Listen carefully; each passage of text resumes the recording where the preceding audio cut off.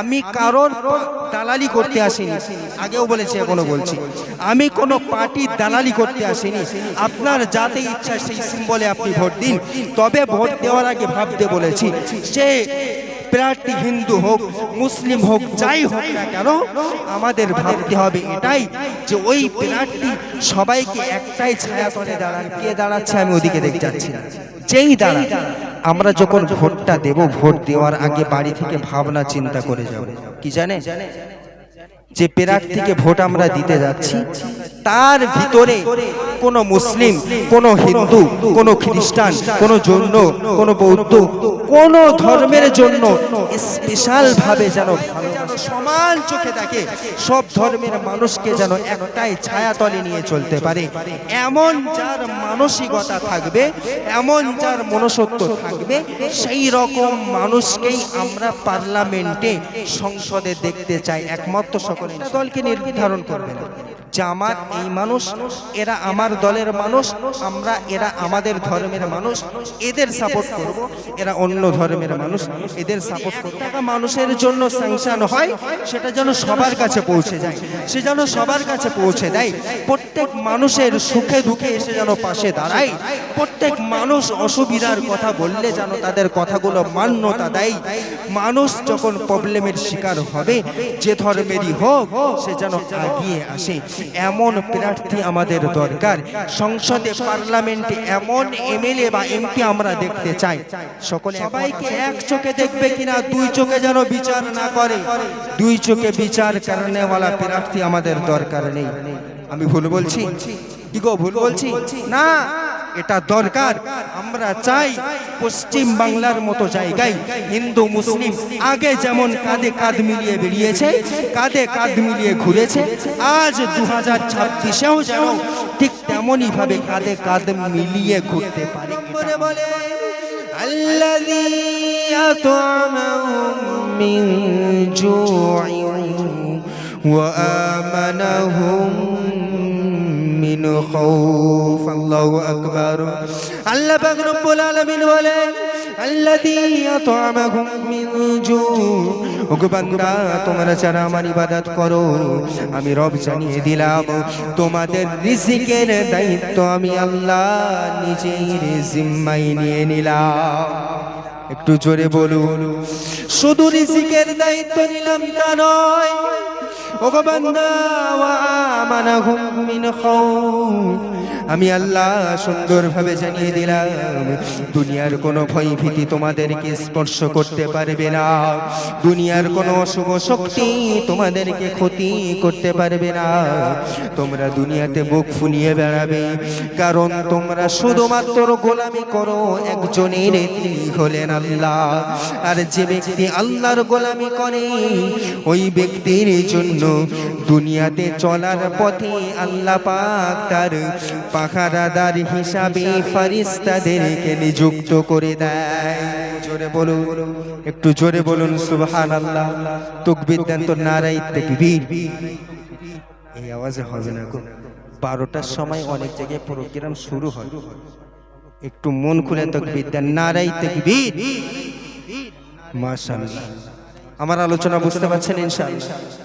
তো আল্লাহ জানিয়ে দিলেন বান্দা, ইবাদত করতে হবে শুধু আমার জন্য, আমার ইবাদতের সঙ্গে সঙ্গে তোমরা অন্য কাউকে ইবাদত করতে পারবে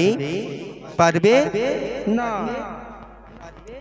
তারপরে আল্লাহ পাক রব্বুল আলামিন জানিয়ে দিলেন, ওগো বান্দারা, ولا يقتلون النفس التي حرم الله إلا بالحق।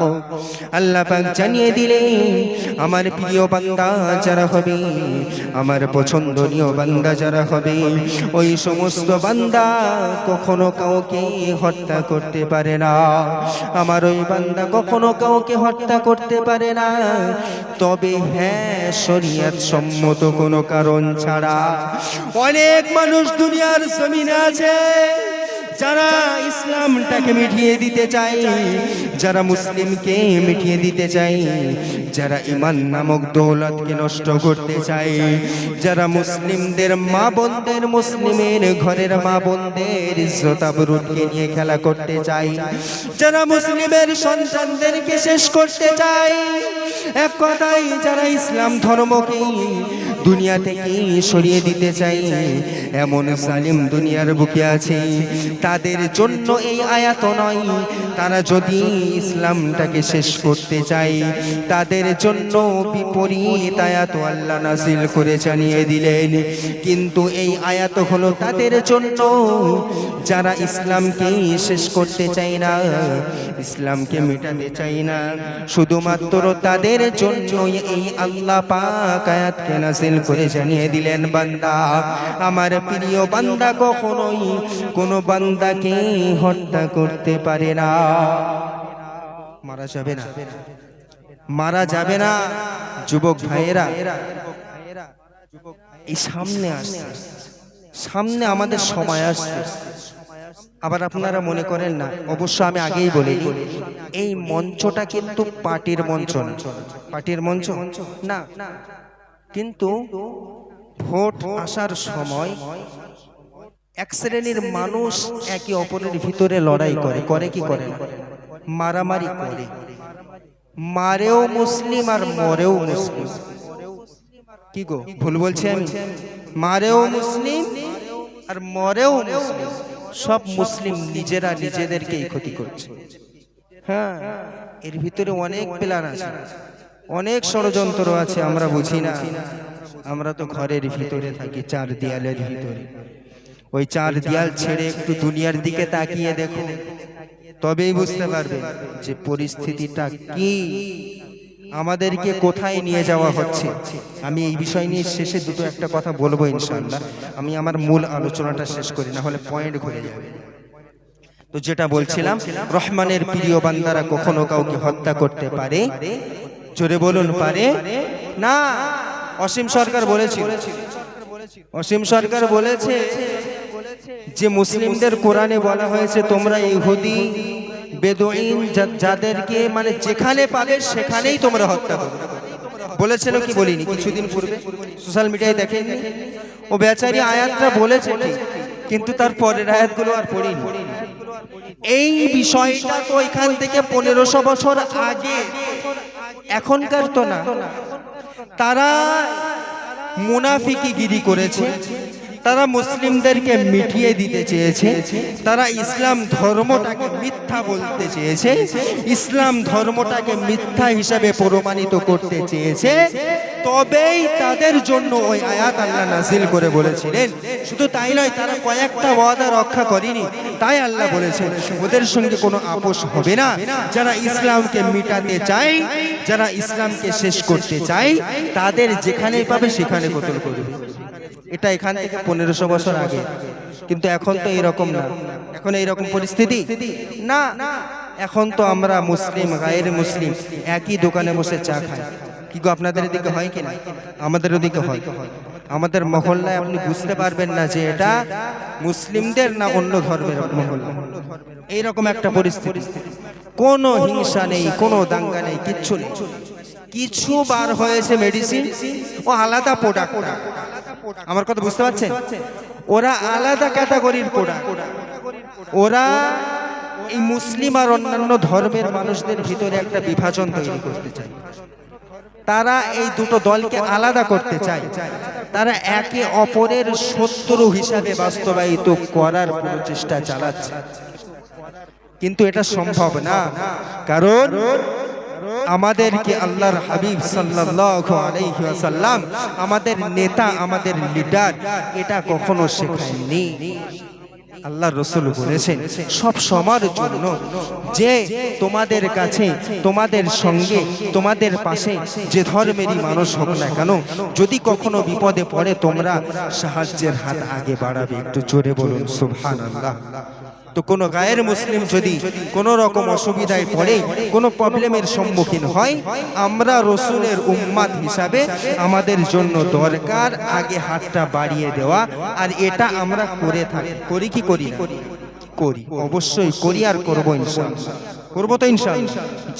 তো আমি যেটা বলছিলাম বাবাজি, কোনো মানুষকে হত্যা করা যাবে না, আল্লাহ কোরআনে বলছে। ওই রকম অসীম সরকারের মতন আরো 10টা সরকার বলুক, সমস্যা নেই। আমরা ভুল না বুঝলেই হলো। সবার জন্য মেসেজটা। যারা ভুল বুঝবে অসুবিধা হবে, তখন তো ঝামেলা সৃষ্টি হবে। বোঝা দরকার, আল্লাহর কোরআনের আয়াত শুধু পড়ে মানে করা আলাদা আর বোঝা আলাদা। বুঝতে পেরেছেন না পারেননি? শানে নুজুল, আরবিতে একটা শব্দ শানে নুজুল, মানে সেই সময় এক একটা শান, এক একটা বিষয়কে কেন্দ্র করে আল্লাহ পাক কোরআনের আয়াতকে নাজিল করেছে, সূরা নাজিল করেছে। তো সেই সময় ওই শান, ওই বিষয়টাকে লক্ষ্য করে ওই আয়াত ছিল, এখনকার জন্য না। অতএব আমরা নিজেদের ভিতরে দাঙ্গা ফাসাদ করে আমরা নিজেদের সম্পর্ক নষ্ট করব না। জোরে বলুন না। আল্লাহ পাক আমাদের কবুল করুন, বলুন আমিন। ওগো আল্লাহর গোলাম, আল্লাহ পাক রব্বুল আলামিন তারপরে বলেন ওয়ালা ইয়াসনুন।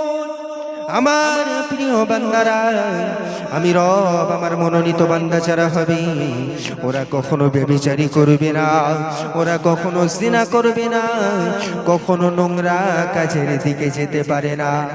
ও যুবক, তোমাদেরকে কেন্দ্র করে বলি, ওরে আমার যুব জীবনেরা, তোমাদেরকে কেন্দ্র করেই বলি, কখনো জিনার দিকে যাবে না, কখনো জিনার সাথে জড়িত হবে না। যদি জিনার সাথে জড়িয়েছো, যদি জিনার সাথে সম্পর্ক করেছো, ওরে যুবক শুনে রাখো, তোমার জন্য কঠিন শাস্তির ঘোষণা আল্লাহ করে দিলেন। কেমন শাস্তি? একটু কোরআন ফলো করুন। يضاعف له العذاب يوم القيامة ويخلد فيه مهانا। আল্লাহ পাক রব্বুল আলামিন বলে, ওগো আমার বান্দারা, তোমরা যদি জিনা না ছাড়ো, তোমরা যদি ব্যভিচারী না ছাড়ো, আমি রব সুন্দরভাবে জানিয়ে দিলাম, কিয়ামতের কঠিন ময়দানে তোমাদের শাস্তি দ্বিগুণ করে দেওয়া হবে এবং তোমাদেরকে লাঞ্ছিত অবস্থায় জাহান্নামে নিক্ষেপ করা হবে। নাউযুবিল্লাহ। অতএব যুবকদেরকে বলবো, যুব জীবনদেরকে বলবো, আমার যুবক ভাইরা, কখনো গুনার সঙ্গে জড়িত হওয়া যাবে না, কখনো জিনার সাথে জড়িত হওয়া যাবে না। অনেক যুবক এখন বলবে, হুজুর আমি তো আমার কোনো লজ্জা স্থান দ্বারা আমি জিনা করি না। ওরে যুবক, কানটা খুলে শুনে রাখো, তোমার চোখ দ্বারাও জিনা করা সম্ভব, তোমার কান দ্বারাও জিনা করা সম্ভব, তোমার জবান দ্বারাও জিনা করা সম্ভব, তোমার হাত পা দ্বারা জিনা করা সম্ভব।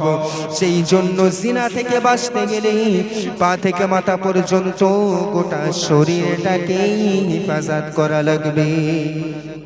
কথা বুঝেছেন যুবক ভাইরা? কথা বুঝেছো না বুঝেন? পিছনের গুলো কথা বলছে না, এরা আর বুঝতে পারছে না। বলছে ঈদ আসলে হয়, ঈদ আসলে হয়। আবার এই আল্লাহর এই কোরআনের কথা তখন আর মনে থাকবে থাকবে না। ঈদের দিন আমাদের ওইদিকে জানে, ঈদের নামাজ পড়ে আমাদের মার্কেটে এসেছি প্রথম। ওখানে এসে 5 মিনিট দাঁড়িয়ে আমার কোনো একজন সাথী ফোন করেছেন, তো আমি গেলাম 5 কিলোমিটার দূর। তো ওখানে গিয়ে দাঁড়িয়েছি, তো চৌরাস্তার মোড়, ওটা 4টে দিক দিয়ে রাস্তা দিয়ে গিয়েছে। তো ওখানে দাঁড়ালাম, 5টা মিনিট দাঁড়িয়ে আছি। দাঁড়িয়ে থেকে আমার নিজের লজ্জা লাগছে বলে আমি চলে এসেছি। কেন কেন জানেন? ঈদের নামাজ পড়েই বার হয়েছে, 4 চাকা গাড়িতে করে যাচ্ছে বেড়াতে পার্কে। টোটো গাড়িতে, টোটো আছে তো আপনাদের এদিকে, ওই টোটো গাড়িতে করে যাচ্ছে, সব ডিজে বক্স লাগিয়েছে। শুধু ছেলে গেলে ব্যাপারটা আলাদা হতো, ওই গাড়ির ভিতরে ছেলে মেয়ে উভয়ই আছে। কষ্ট লাগলো দেখি যে মুসলমান আমরা কোথায় চলে গেলাম, আমাদের অবস্থা কোথায়। আমরা একটু আগেই না রবের কাছে সিজদা দিয়ে এসেছি, একটু আগেই না রবের কাছে তওবা করে এসেছি, 5 মিনিট পরে আবার জিনার সাথে জড়িত হতে পারলাম। এটা আমাদের মন পারলো, খুব কষ্ট লাগলো। তাই যুবক ভাইদেরকে বলবো, যুবক ভাইয়েরা, কোন রকম ভাবে, কোন হালাতে, কোন অবস্থায় জিনার সাথে জড়িত হয়ো না। তোমার ইহকাল পরকাল দুটো জগতেই বরবাদ হয়ে যাবে।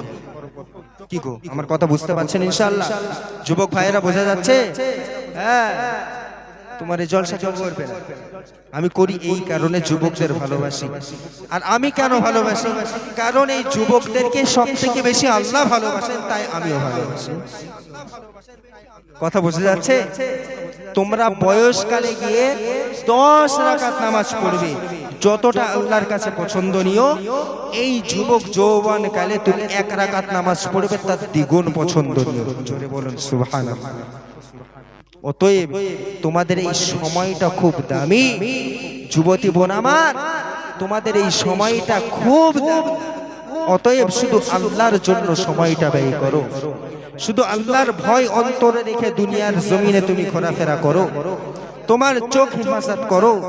আল্লাহ জানিয়ে দিলে নারীদেরকে লক্ষ্য করে, অকুল্লিল মুমিনাতি ইয়াগুদুনা মিন আবসারিহিন্না ওয়া ইয়াহফাযনা ফুরুজাহুন্না ওয়া লা ইউবদিনা যিনাতাহুন্না ইল্লা মা যাহারা মিনহা। আল্লাহ পাক নারীদেরকে লক্ষ্য করে জানিয়ে দিলেন, ও আল্লাহ পাক আল্লাহর হাবিবকে বলছেন, হাবিব ঈমান আনায়নকারিনী নারীদেরকে আপনি বলে দিন, তারা যেন তাদের চোখকে হেফাজত করে। শুধু চোখ না, তারা যেন তাদের লজ্জা স্থানের হেফাজত করে, তারা যেন তাদের জবানের হেফাজত করে। এই বিষয়গুলো আল্লাহ রাসূলকে বললেন, ওগো হাবিব আপনি আপনার ঈমান আনায়নকারিনী নারীদেরকে জানিয়ে দিন, আপনি তাদেরকে বলে দিন তারা যেন তাদেরকে হেফাজত করে রাখে।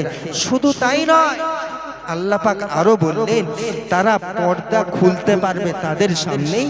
সাধারণত যাদের সামনে আমি খোলার অনুমতি দিয়েছি, যাদের সামনে আমি পর্দাহীন ভাবে ঘোরার অনুমতি দিয়েছি, তারা ব্যতীত আর বাকি সবাই হলো বেগানা পুরুষ, সবাই হলো বেগানা মানুষ। অতএব ওগো বোন, তোমার জন্য মেসেজ, তুমি তোমার লজ্জা স্থানের হেফাজত করো, তুমি তোমার জবানের হেফাজত করো। ওগো বোন আমার, তুমি তোমার শরীরটাকে ঢেকে রাখো। তুমি দুনিয়াতে যখন পার হবে, তোমার শরীরটা ঢেকে বার হবে, কারণ তুমি জানো না তুমি কতটা দামি সম্পদ। আল্লাহর কাছে নারী জাতি একটা আলাদা দামি সম্পদ। বুঝতে পারেননি আমার কথা? হ্যাঁ, আল্লাহ পাক জান্নাতের ভিতরে বান্দাদের যত নিয়ামত দেবেন, তার ভিতরে বড় একটা নিয়ামত হলো নারী দিবেন, নারী। কথা বুঝছেন? 70 জন করে হুর আল্লাহ পাক এক একজন পুরুষকে দিবে। বড় নিয়ামত। ওই জন্য বোনদের বলবো, বোন তুমি তোমাকে চিনতে শিখো, তুমি অনেক দামি সম্পদ। তুমি তোমাকে নিজেকে তুমি সুমায়ার মতো বানাতে পারবে, তুমি ফাতিমার মতো বানাতে পারবে, তুমি আসিয়ার মতো বানাতে পারবে, তুমি ফিরাউনের ঘরের দাসীর মতো তুমি নিজেকে বানাতে পারবে, যদি শুধু চেষ্টা করো। আর যদি তুমি মনে করো না আমার জান্নাতের প্রয়োজন নেই, আমার জাহান্নামের দরকার, আমার জান্নাতের কোনো প্রয়োজন নেই, আমার জান্নাত আমার লাগবে না, তবে বোন তোমার যেমন ইচ্ছা তেমন চলো। তবে আমার মতামত, রাসূলের মতামত, আল্লাহর বিধান আল্লাহ জারি করে দিলেন, নারীরা যদি জান্নাত চায়, তবে আমি রব শুধুমাত্র যেন আমার হুকুম মেনে তারা তাদের জীবনকে দুনিয়ার উপরে চলাফেরা করে, তারা যেন তাদের জীবনটা দুনিয়ার উপরে তেমন ভাবে চালায় যেমন ভাবে আমি বলেছি আমার রাসূল। কথা বুঝছেন ইনশাআল্লাহ? হ্যাঁ, ওয়ালা ইয়াসনু, আল্লাহ বললেন বান্দা তোমরা জিনা ব্যভিচারীর সঙ্গে জড়িত হয়ো না। তারপরে আল্লাহ পাক রব্বুল আলামিন প্রিয় বান্দার কথা বলে, والذين لا يشهدون الزور وإذا مروا باللغو مروا كراما। আল্লাহ পাক রব্বুল আলামিন বলেন, আমার প্রিয় বান্দারা, আমার মনোনীত বান্দারা, কখনো তারা মিথ্যা সাক্ষ্য দেয় না, কোন অবস্থাতেই তারা মিথ্যা সাক্ষ্যর আশ্রয় নেয় না, কোন মানুষের বিরুদ্ধে মিথ্যা কথা বলে না। ওগো আমার বান্দারা শোনো, ওগো আল্লাহ পাকের বান্দারা শোনো, আল্লাহ পাক রব্বুল আলামিন বলেন, আমার বান্দারা আমি রব জানিয়ে দিলাম, তোমরা সর্বহালাতে সর্ব অবস্থায় সত্যর আশ্রয় নিবে। ওগো আমার বান্দারা আমি রব জানিয়ে দিলাম, আমার প্রিয় বান্দা তারা যাদের কথা আমি কোরআনে ঘোষণা করেছি, তো সত্যবাদীদের কথা ঘোষণা করেছি মানে তুমি আমার প্রিয় বান্দা যদি হতে চাও তবে তোমার জন্য দরকার নিজেকে সত্যবাদী বানানো। কিন্তু একটু দুনিয়ার দিকে তাকাও, যদি কোনো মানুষের একটু টাকা হয় আর যদি দোষটা সেই ব্যক্তির হয়, আর যদি একজন গরিব অসহায় মানুষ সে যদি নির্দোষ হয়, তবুও ওই দোষওয়ালা মানুষ টাকাওয়ালা হওয়ার কারণে দোষটা ঘুরে নিরীহ গরিব মানুষের দিকে চলে আসে। অনেক মানুষ সাক্ষী দেওয়ার জন্য দাঁড়িয়ে যায়, কারণ ওই ব্যক্তি 10,000 5,000 খাইয়ে দেয়, বলে ও আল্লাহর বান্দা তোমার আমি 10,000 টাকা দিলাম, তোমার আমি 5,000 টাকা দিলাম, তুমি আমার হয়ে ওই অসহায় গরিবের বিরুদ্ধে সাক্ষ্যটা দিবে। আর এই মুসলিম হয়ে মুসলমান হয়ে নিজেকে ঈমানওয়ালা দাবি করে ওই মানুষটি 10,000-এর বিনিময়ে ওই গরিব অসহায়ের বিরুদ্ধে মিথ্যা সাক্ষ্যটা দিয়ে দেয়। হচ্ছে না দুনিয়ায়? কি গো, হয় না? হয়। দোষ করছে একজন আর দোষ হচ্ছে আরেকজন, কারণ সে অসহায় নিরীহ মানুষ, তার সামনে পিছনে ডাইনে বামে তার ঠেকানোর মতো কেউ নেই, তাই তার নির্মম ভাবে তার উপরে অত্যাচার করা হচ্ছে, জুলুম করা হচ্ছে। এটা রহমানের বান্দার গুণ না। কি গো, আলোচনা বুঝে আসছে ইনশাআল্লাহ? তারপরে আল্লাহ পাক রব্বুল আলামিন বলেন ওয়া ইযা মাররু বিল্লাগি মাররু কিরামা। আমার প্রিয় বান্দার গুণ হবে ওই বান্দা কোন রাস্তা দিয়ে যায় কিন্তু দেখতে পায় একটা জায়গায় অসার ক্রিয়াকলাপ হয়।